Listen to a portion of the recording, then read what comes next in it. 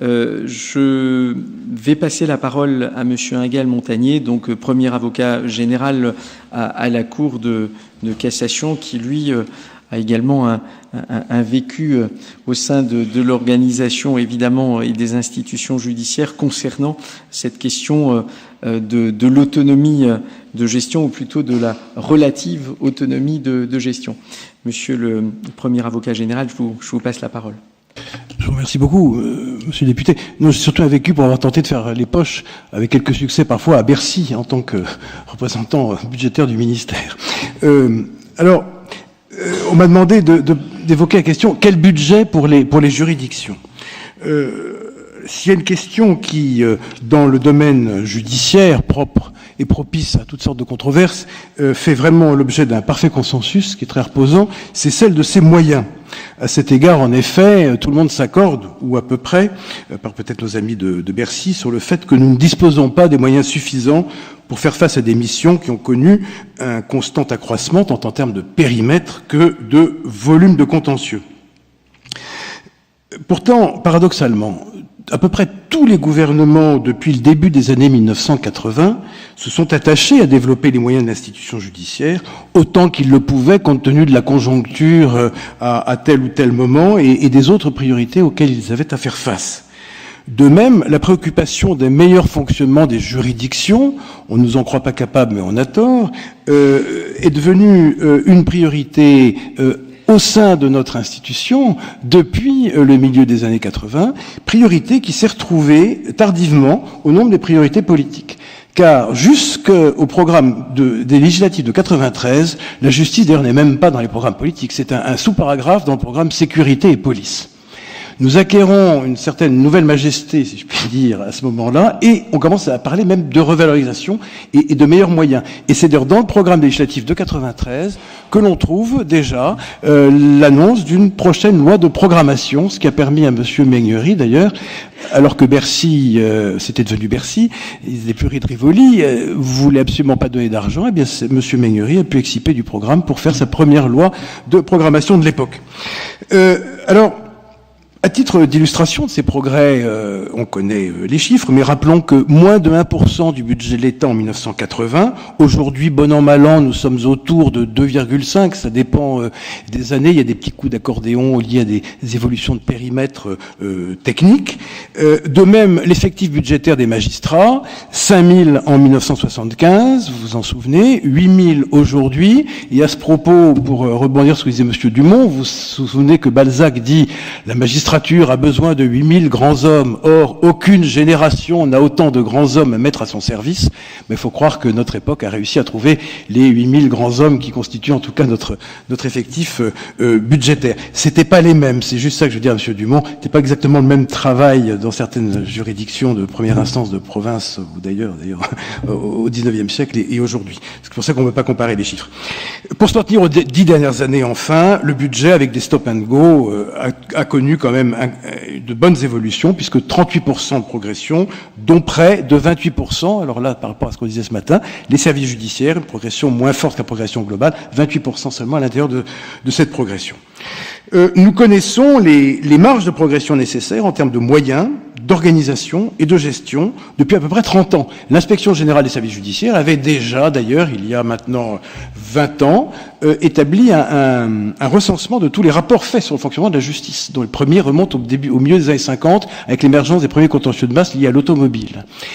Les préconisations s'y retrouvent année après année. Certains anciens présents dans la salle en échangeaient ce matin sur ce sujet. Ça finit d'ailleurs par être un petit peu attristant, désespérant. On finit par se demander, voilà. Mais bon, il ne se passe jamais rien. Et j'allais dire, en tout cas j'avais écrit dans la petite note, de cris d'alarme et de plans de sauvetage en avancée vite obérés par des petits et des grands renoncements et quelques confiscations par nos amis du ministère des Finances, bien du temps, des occasions et de l'énergie ont ainsi été perdues. Alors aujourd'hui, le récent groupe de travail mis en place à la Cour de cassation vient d'apporter une nouvelle contribution, et de même que dans le même temps, le rapport de la commission de M. Philippe Bas, président de la commission des lois du Sénat, a établi une magistrale synthèse, je crois, des problématiques et des solutions qu'il est possible de mettre en place. Alors, en cet état, et c'est important de voir d'où on vient, parce que ça vraiment nous avons des boulets de plomb aux pieds, pas par notre faute, mais parce qu'on nous en met.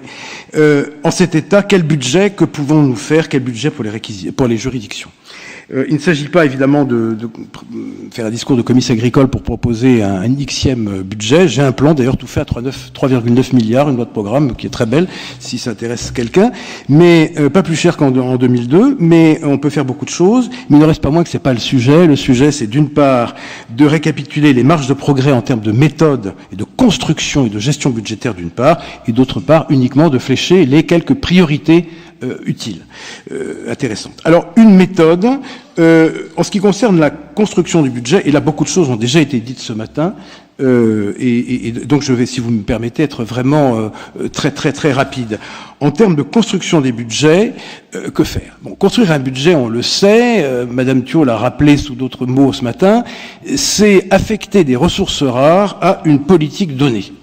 Le budget, c'est l'expression d'une politique, d'un choix politique. Il faut donc opérer des choix, définir des priorités en fonction desquelles on alloue les moyens suffisants. Alors ça, c'est du ressort de nos élus, parce que nous sommes dans un régime démocratique, c'est du ressort des représentants de la nation. Mais il ne reste pas moins que pour être pertinent, on l'a aussi dit ce matin, il faut que ça procède du terrain, de la réalité. Sans ça, ça tourne un petit peu en rond. Et c'est pour cela que nous sommes tous d'accord sur le fait que la construction budgétaire devrait, plus que ce n'est le cas aujourd'hui, procéder d'une évaluation partagée des besoins au plus près du terrain en consultant les professionnels, magistrats fonctionnaires, organisations représentatives, plus juridictions. Le Conseil supérieur de la magistrature, comme j'avais proposé, on m'a dit qu'il me manquait de moyens, mais il faut donner à ce moment-là, parenthèse, les moyens suffisants pour mettre au Conseil d'expertiser ces choses-là. Pour l'instant, ils n'ont pas encore suffisamment de fonctionnaires autour d'eux.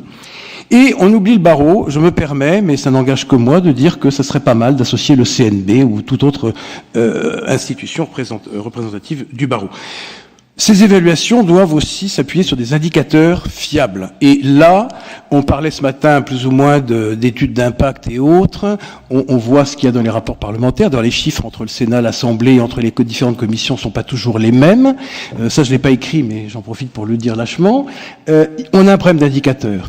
Et d'indicateurs qu'on obtient rapidement et de façon fiable en sous-produit de gestion. Ça fait 30 ans qu'on se bat là-dessus. Alors, je viens de voir qu'on est en train de restructurer à la centrale notre service statistique. Tant mieux. Je crois que ça, appuyé sur une bonne informatique de gestion, ça serait utile parce qu'on n'est pas toujours très bien au clair sur ce qu'on produit. En tout cas, à tout cela, il faut ajouter, ce qui a été aussi dit ce matin déjà, une programmation pluriannuelle qui est indispensable. J'ai connu un garde des Sceaux qui disait ça sert à rien parce que de toute façon c'est jamais respecté. Ce n'est pas tout à fait exact. En tout cas pour la loi de 2002, on n'a pas perdu la charrette, comme j'aime à dire, on n'a pas perdu autant de foin que ça dans les tournants. On a gardé vraiment, en tout cas pour ce qui est des effectifs, une très bonne partie. Surtout qu'on avait eu il avait eu la bonne idée de mettre tout ça en début de programmation. Il faut jamais mettre les effectifs et le catégoriel en fin de programmation. Enfin bon, et donc on a gardé pas mal de choses. Ça donne, la loi de programmation, un effet de masse qui est seul susceptible d'induire un véritable décollage, plutôt que le petit pansement, le petit médicament insuffisant. Il faut y aller massivement au départ. Et il ne faut pas saupoudrer non plus, ce qui est trop souvent la tentation. Sans ça, des politiques, on saupoudre, on satisfait tout le monde, et du coup, on n'avance pas réellement, et tout cela de façon discontinue dans le temps. C'est une très mauvaise méthode.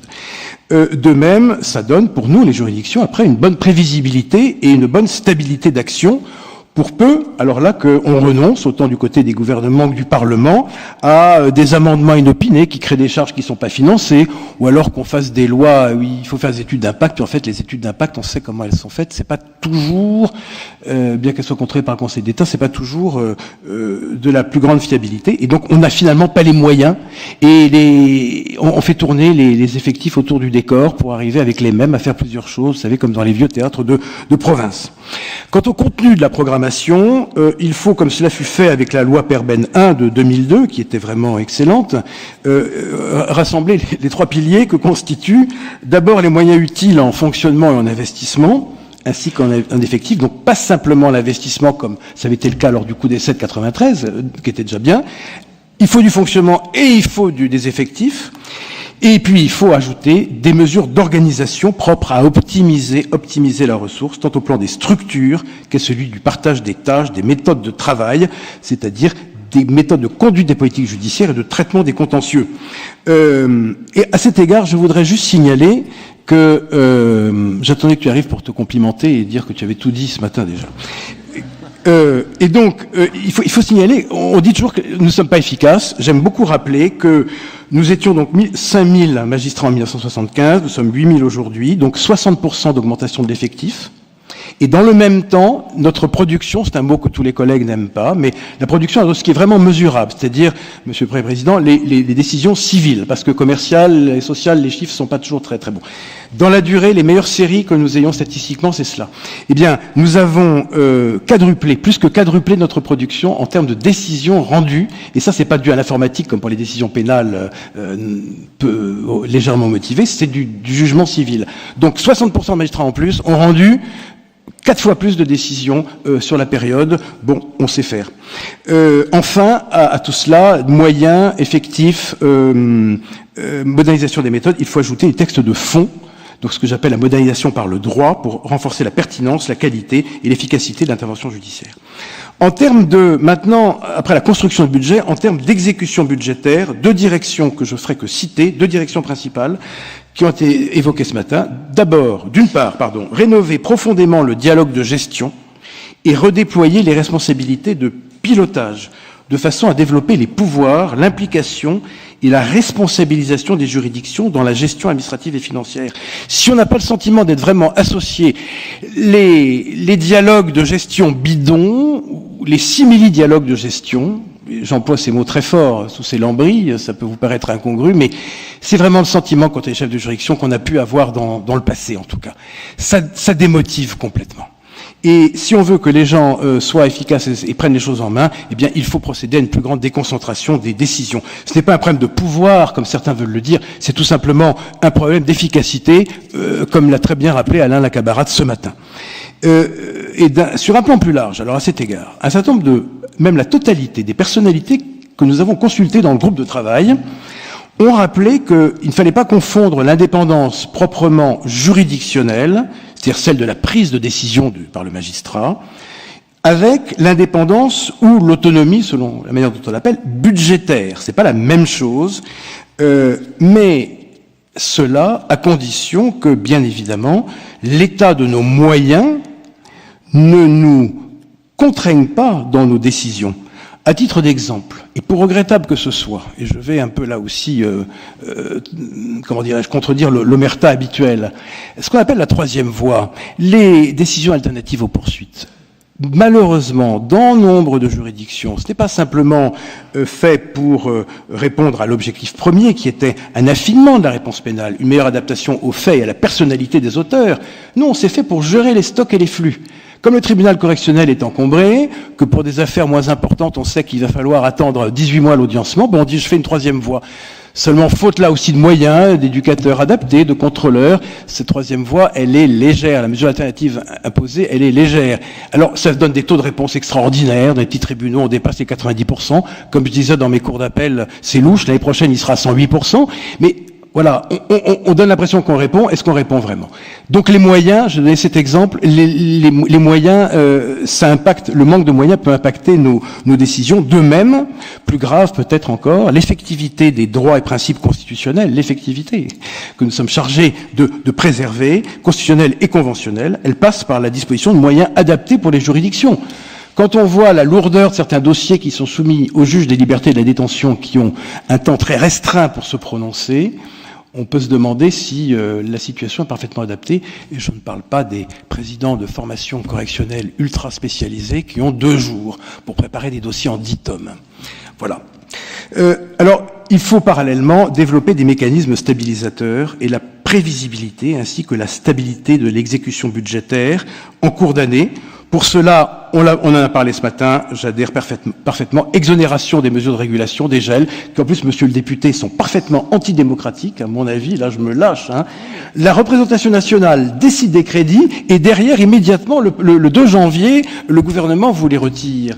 Je veux dire, si on veut des enveloppes de précaution, on les crée, comme on sait faire, nous, au ministère, aussi on crée des enveloppes de précaution qu'on garde ab initio et qui sont prévues par le Parlement, mais on ne repique pas l'argent le lendemain. En plus, pour nous, après, pour la gestion, ce n'est pas vraiment possible. possible, on n'a aucune visibilité, tous les chefs de juridiction le savent, et puis il en va de même pour la délégation des enveloppes. Quand on vous délègue la dernière enveloppe, je parle sous le contrôle de ceux qui sont encore chefs de juridiction, en octobre, en vous donnant 15 jours, alors on anticipe, on est habitué, on demande à nos SAR, à nos services d'administration régionale, de se préparer avant pour lancer les commandes, tous les bons de commande sont prêts, mais enfin c'est pas du travail ça. Et on en est encore là, en tout cas quand j'ai quitté mes fonctions de chef de cour, on était encore là, et c'est dommage. Enfin, le retour des frais de justice, évidemment, dans la catégorie comme l'a rappelé aussi le procureur général ce matin, dans la catégorie des crédits évaluatifs, c'est essentiel.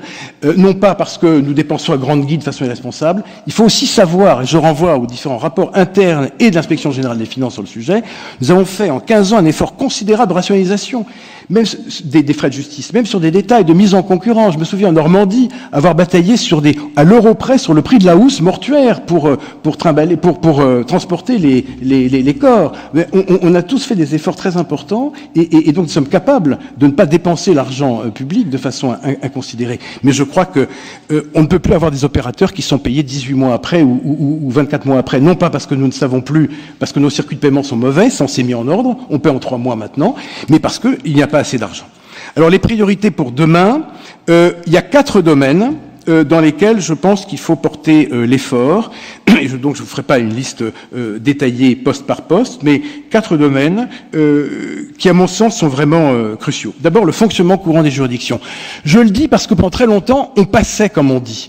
Même encore au milieu des années 2000, on disait, quand vous demandiez à vos greffiers en chef, alors, on en est où pour le papier, le machin, tout, fonctionnement courant, les fluides, les contrats, ça passe, monsieur le procureur général, ça passe. Et maintenant, ça ne passe plus. Nous ne sommes plus dans une situation favorable. Et avec seulement 11% du programme justice judiciaire, je crois 380 et quelques millions, je me souviens plus aujourd'hui, on a du mal à faire tourner les juridictions. À cela s'ajoute la disparition depuis bien longtemps de ce qu'on appelait les DNO, les dépenses non obligatoires dans le temps, qui nous donnaient une enveloppe d'initiative locale. C'est pas pour le plaisir de se faire de faire ce qu'on veut, de changer la couleur des stores une fois par an. C'est parce que un certain nombre de décisions d'amélioration des locaux, d'amélioration de la configuration des lieux, d'amélioration des conditions d'accueil du justiciable, etc., sont des décisions qu'il faut prendre au niveau local, au plus près, sans avoir besoin de passer par une quelconque mission de modernisation du ministère ou par je ne sais quel conseil d'administration national. Donc là aussi, rendre les DNO, il faut peut-être accroître un petit peu l'enveloppe à cet égard, mais je crois que ça aurait en plus un effet psychologique très important, ça remobiliserait, ça donnerait plus de dynamisme en termes de gestion. Je m'adresse à l'ancienne directrice de SAR qui est là devant moi. Deuxième secteur, la valorisation des ressources humaines. On l'oublie toujours par pudeur. Ah non, on demande jamais d'argent. Bon, eh bien, je crois que si. Il y a un effort considérable qui est à reprendre. D'abord, pour redéployer les tâches et les missions. On crée dans la loi de programme Perben 1 en 2002 300 assistants du magistrat, les GARM, on avait appelé ça les greffiers assistants rédacteurs. Ils ont disparu. 2008-2009, il n'y en avait plus. Ils avaient été revampirisés dans les services. Pourtant, ça avait très bien marché. J'étais une des cours d'appel expérimentatrices, ça a disparu. Il a fallu la loi Justice 21 pour dire, ça serait bien si on créait des assistants du magistrat. Et on a recréé, réinventé, on a ressorti des textes, on m'avait même dit, un directeur de service judiciaire qui ne l'est plus maintenant, m'avait dit, il va falloir qu'on donne une base réglementaire. Il y avait juste, malheureusement, un décret de 2003 qui avait déjà tout prévu. Bon. Donc là aussi, il faut vraiment maintenant s'y mettre. Bien d'autres pays et bien d'autres très grandes juridictions internationales bénéficient d'assistants de haut niveau et de moindre niveau aussi, et je crois que c'est vraiment l'avenir, à commencer par la Cour suprême, à mon sens, en tout cas. Valorisation des ressources humaines, c'est aussi la formation dans des domaines hautement techniques, dans le domaine juridique ou dans le domaine de la gestion. On fait beaucoup de choses, l'ENM a un programme considérable, mais il y a peut-être encore à faire quand on compare, mais des choses très coûteuses, comme par exemple envoyer des magistrats en alternance pendant 1 an. Les magistrats chargés de l'économique et du financier, en alternance dans le privé pendant 1 an, pour se former, et avec une formation. Mais en échange, il faut du monde pour occuper leurs emplois pendant qu'ils sont pas là. Est-ce que ça serait pas utile? C'est un exemple parmi d'autres.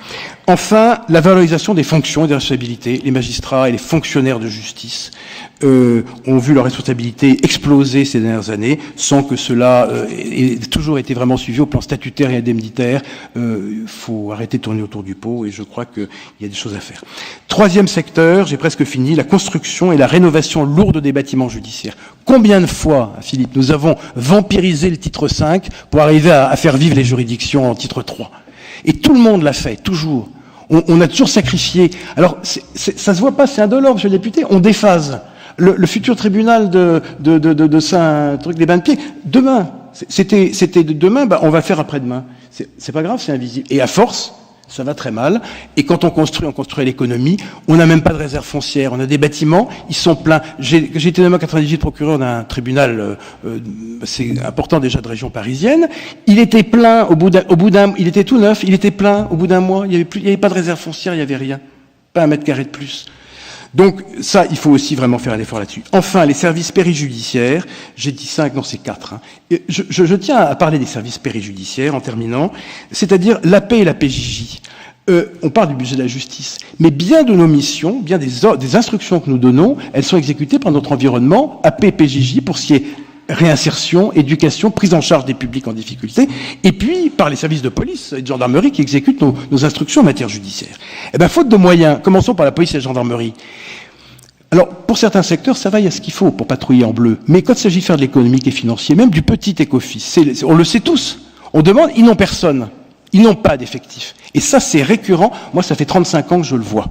Alors voilà, je ne sais pas... Est-ce qu'il ne faut pas aussi penser les choses en termes de chaîne? Il y a certains qui parlent toujours de chaîne. Là, pour le coup, je crois qu'il y a vraiment une chaîne. Et il faut que tout marche du même pas. Pareil, je donne que l'exemple de la PJJ.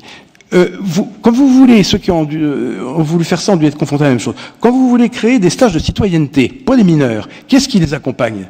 C'est des éducateurs de la PJJ. Mais ils ne sont pas en nombre suffisant. Donc moi, j'ai eu des gens, j'ai monté ça de façon centrale depuis mon parquet général, j'ai des gens de la PJJ qui, en général, sont admirables et qui ont fait ça sur leurs heures de congé, sans être payés, en plus, parce qu'il n'y a pas les moyens. Là aussi, le manque de moyens, y compris les services périphériques, impacte nos décisions, porte atteinte, pas complètement à notre indépendance, mais je veux dire à notre latitude d'action. Pour conclure ces propos peut-être trop sommaires, je voudrais juste dire que quoi qu'il en soit, des efforts dont nous pourrons bénéficier, quoi qu'il en soit des techniques développées, l'essentiel, c'est de bénéficier d'un effort concentré, inscrit dans la durée, sans que ce qui est fait aujourd'hui soit défait demain, et cela soutenu par une volonté politique, ça a été dit ce matin aussi, une volonté politique sans faille et au plus haut niveau. Sans ça, pour les arbitrages, c'est pas toujours gagné d'avance. Je vous remercie. Merci beaucoup, Monsieur le Premier Avocat Général. Vous mettez évidemment l'accent sur plusieurs aspects. Je me permets simplement de rebondir sur l'un d'entre eux où je vous rejoins pleinement. La question de l'exécution budgétaire. C'est vrai que nous avons en ce moment le débat budgétaire qui se déroule aussi bien au Sénat qu'à l'Assemblée nationale, mais en réalité, nous le savons tous, la difficulté, ça n'est pas simplement définir un budget, mais c'est s'assurer que celui-ci sera exécuté. Et les mécanismes que vous avez décrits, d'ailleurs, ont été sophistiqués au fil du temps, puisque, ça ne se limite plus au gel, il y a même le surgel. Et donc, on voit bien qu'il y a là un sujet d'attention. D'ailleurs, nous y veillons, et j'espère que au cours de la législature, nous serons également extrêmement attentifs à ce que les moyens votés par le Parlement soient bien présents, parce que vous utilisiez le terme d'antidémocratique, c'est effectivement de cela dont il s'agit. Et on voit bien là aussi une zone de tension entre deux composantes de nos institutions, évidemment le pouvoir exécutif et le pouvoir législatif. Et je pense que c'est important d'avoir un pouvoir législatif fort qui puisse là aussi rappeler un certain nombre de principes au pouvoir exécutif. D'ailleurs, à ce sujet, même si les choses doivent encore être précisées, il est clair que dans les semaines à venir, il sera question au Parlement de loi pénale. En tout cas, c'est un débat qui a été annoncé par Garde des Sceaux et de loi de programmation. La seule incertitude qui demeure, c'est de savoir si ce sera un texte ou deux textes, mais en tout cas, le débat est fixé en début d'année 2018. Donc je pense que nous aurons assez rapidement des précisions sur les orientations qui seront arrêtées à ce sujet. C'est vrai que les lois de programmation, évidemment, c'est d'ailleurs un point qui fait partie des propositions formulées par le rapport que je me permets de qualifier de rapport Bouvier. C'est vrai que c'est l'une des propositions formulées. Ça n'est pas l'alpha et l'oméga, mais c'est tout de même, on le sait, un outil important. Là aussi, tout dépend comment se font les calibrages en fonction des années concernées, mais c'est un outil important parce que, quoi que nous en disions, une loi de programmation permet d'avoir une base solide sur laquelle on peut s'appuyer à la fois au Parlement, mais aussi directement par celles et ceux qui sont concernés.